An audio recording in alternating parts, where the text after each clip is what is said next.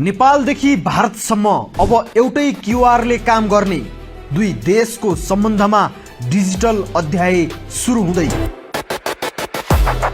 कल्पना गर्नुहोस्, तपाईँ भारतको कुनै व्यस्त बजारमा हुनुहुन्छ, झोलाभरि सामान किन्नु भएको छ, तर खल्तीमा भारतीय रुपैयाँ छैन। यस्तो बेला जो कोहीलाई तनाव हुन्छ। अब चिन्ता गर्नु पर्दैन, तपाईले सरासर आफ्नो मोबाइल निकालेर नेपालकै कुनै मोबाइल ब्याङ्किङ वा ई-सेवा खल्ती जस्ता वालेट खोल्नुहुन्छ र त्यहाँको एउटा क्यूआर कोड स्क्यान गर्नुहुन्छ। केही सेकेन्डमै भुक्तानी सफल हुन्छ। हो, अब यो कुनै कल्पना मात्रै रहेन। परराष्ट्र मन्त्री शिशिर खनालको हालैको भारत भ्रमणले नेपालका लागि यो सपनालाई वास्तविकतामा बदल्ने ठोस जग बसालेको छ।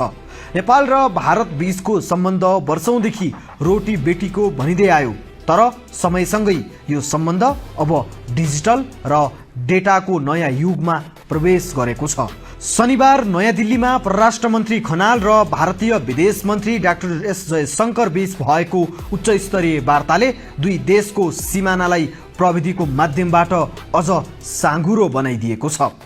अहिलेको सम्झौताको सबैभन्दा ठूलो र महत्त्वपूर्ण पक्ष भनेको पिपुल टु पिपुल रकम ट्रान्सफर हो।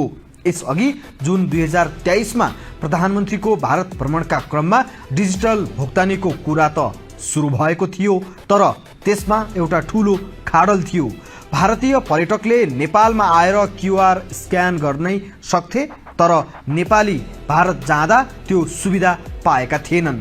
यो भ्रमणले सोही विभेदलाई हटाउने बाटो खोलेको छ। नेपाल क्लियरिङ हाउस लिमिटेड र भारतको national payment corporation of India बीचको पुरानो सम्झौतालाई अब पूर्ण रूपमा कार्यान्वयनमा ल्याइने भएको छ। यसले कसलाई के फाइदा हुन्छ त? भारतमा हजारौं नेपाली विद्यार्थी पढ्छन्। उनीहरूलाई घरबाट पैसा मगाउन वा त्यहाँको खर्च तिर्न सधैँ बैंकको झन्झटिलो प्रक्रियाबाट गुज्रिनु पर्थ्यो। अब मोबाइलबाटै पैसा प्रदान गर्ने र पठाउन सहज हुनेछ। स्वास्थ्य उपचारका लागि भारत जाने नेपालीको संख्या ठूलो छ।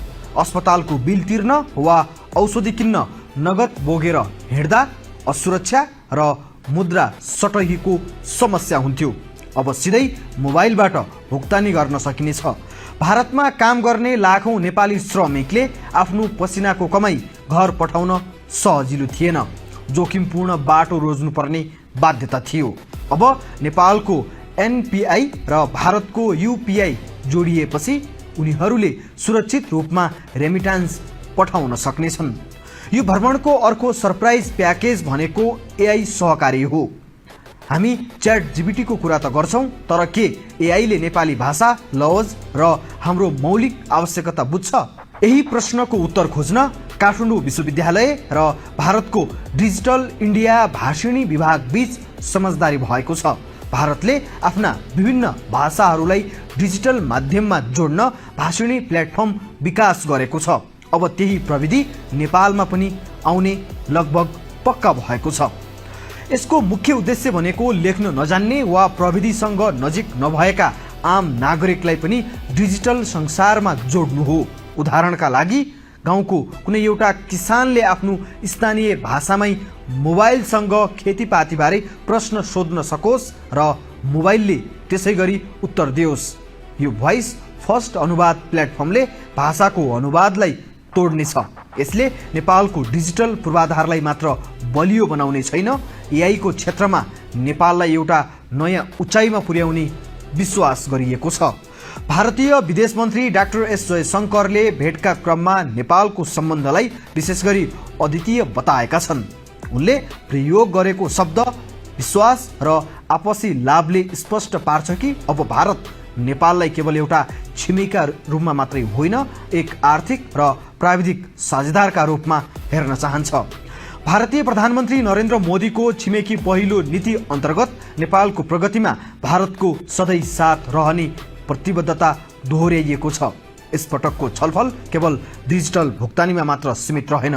व्यापार, कनेक्टिभिटी, ऊर्जा साझेदारी, शिक्षा, स्वास्थ्य र खेलकुद जस्ता विविध क्षेत्रमा पनि विस्तृत संवाद भएको छ। नेपालको जलविद्युत भारतका लागि उज्यालोको स्रोत र नेपालका लागि समृद्धिको ढोका हो। वार्तामा दुवै मन्त्रीहरूले जलविद्युत आयोजनाहरूलाई तीव्रता दिने र नवीकरणीय ऊर्जामा सहकार्य बढाउने सहमति जनाएका छन्। नेपालले भारतलाई बिजुली बेचेर जुन व्यापार घाटा कम गर्ने लक्ष्य राखेको छ त्यसमा यो राजनीतिक सहमतिले थप ऊर्जा प्रदान गरेको छ। नेपाल र भारत बीचको खुला सिमाना हाम्रो पहिचान हो, तर यसको दुरुपयोग गरेर हुने आपराधिक गतिविधिहरू दुवै देशका लागि चिन्ताको विषय हुन्। वार्तामा दुवै पक्षले खुला सिमानाको सुरक्षा कायम राख्दै यसलाई अझ व्यवस्थित बनाउने प्रतिबद्धता जनाएका छन्।